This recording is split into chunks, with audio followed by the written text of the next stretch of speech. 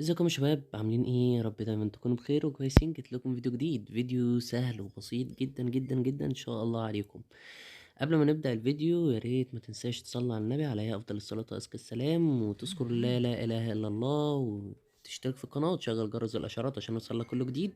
طيب فيديو النهارده احنا هنتكلم على ازاي توصل كونكر، بس قبل ما نبدأ الفيديو خلونا نخش على الانترو ونكمل الفيديو مع بعض.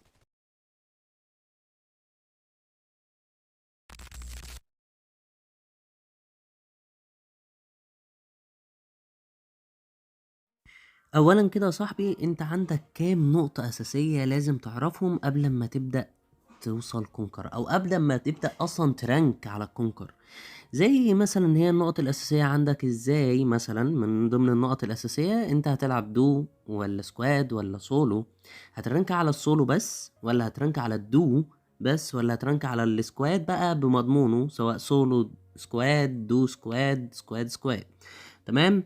طبعا انت يعني بتختار الحاجة اللي هي اسهل لك. وازاي هتعرف تجيب كلات؟ طبعا انت في السولو اكترية الناس اللي بيلعبوا سولو ضد سكواد عشان يلموا كلات كتير ويوصلوا يرانكوا بسرعة.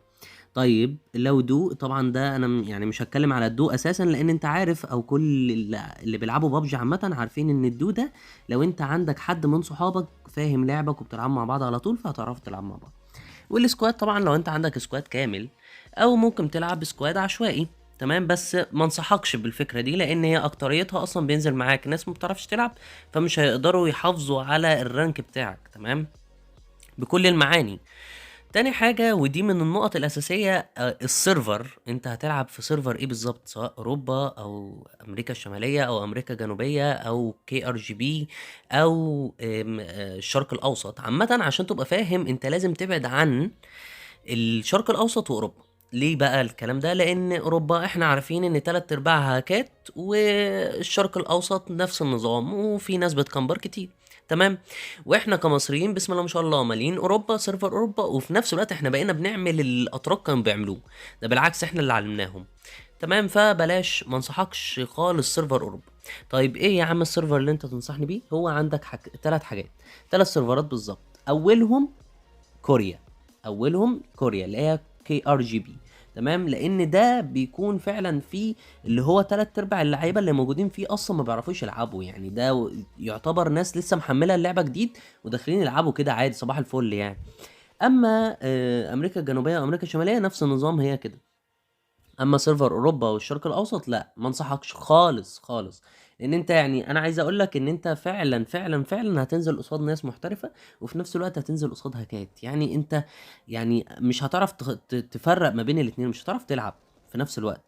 اما KRGB وامريكا الجنوبيه وامريكا الشماليه تقدر تلعب، وفي نفس الوقت الرانك بتاعهم قليل. يعني النقط والبوينت اللي انت هتاخدها علشان توصل بيها كونكر هتبقى، البوينتات اللي انت محتاجها اصلا هتبقى قليله جدا، والنقط اللي انت هتاخدها عشان توصل كونكر هتبقى كتير قوي قوي قوي، فهتقدر توصل كونكر وانت مستريح.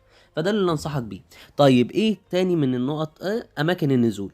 اماكن النزول زي ايه؟ اماكن النزول في اماكن بيبقى فيها بوشات، تمام، وفي اماكن بيبقى فيها اللي هي الجو هادي. طبعا انت عارف ان طبعا عندك خريطتين كلنا او تلات ارباع اللي بيلعبوا بابجي بيلعبوهم، اللي هي ارانجل او ليفك، بالمودات او من غير المودات. عامه احنا بنلعب دول، ما بنلعبش اللي هي خرايط الصحراء والجو ده.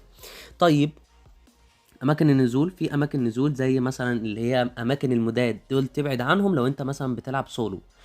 طيب لو انت مثلا نزلت فيها في الاماكن دي تعمل ايه؟ حاول ان انت ما تبشش من اول لما تلاقي سلاح. يعني حاول ان انت تلاقي سلاح وتلاقي هيلث، وتفضل كده في مكان معين لحد ما تلاقي ان هما مثلا بدأوا يصفصفوا على كذا واحد تمام معاك في المكان. طيب ليه؟ لان هما اصلا اللي بيلعبوا قصادك سواء هما سكواد او دو او سولو هيعملوا زيك، هيفضلوا مكمبرين، هيجيبوا سلاح ويفضلوا مكمبرين. اول لما يلاقوا حد هيروح جايبينه، هم كلهم هيضربوا عليه، يعني اللي هيظهر هيتضرب. تمام. طيب ايه يا عم اعمل ايه تاني؟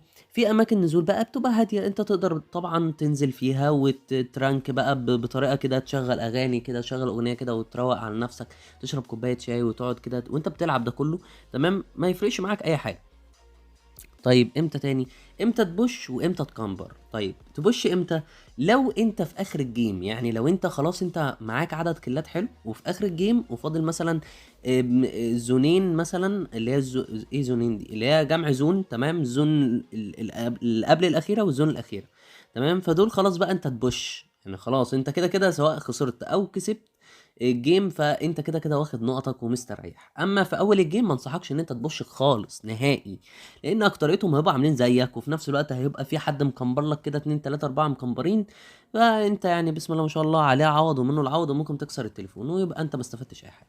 طيب اسلحتك اللي انت تشتغل بيها او اسلحتك اللي انت تلعب بيها، عندك حاجتين كله بيلعب بيهم، ايه هما؟ مش هقول لك بقى اي كي ويو ام بي والجو ده، لا انا مش هتكلم على اسامي اسلحه، بس انا هتكلم على سلاح. لازم يبقى معاك سلاح تجيب من بعيد، مسافات بعيده، وسلاح يبقى بوش من قدام يعني كلوز، تمام؟ انت لو مثلا بترانك وفي حد بش عليك، خلاص انت يبقى معاك سلاح تقدر تبش عليه بيه، تمام؟ وتبقى بتفايت كلوز، وفي سلاح معاك رش من بعيد تقدر تجيب من بعيد، سواء بقى سنايبر او اي ار، اي حاجه منهم. بس المهم انك تبقى ظابط ايمك وظابط حساسيتك ومظبط نفسك ونازل الجيم بقى، يعني خلاص اللي هو انت رايق طيب ايه الحاجة التانية كمان؟ ايه الحاجة الستة اللي ممكن مثلا تفيدني؟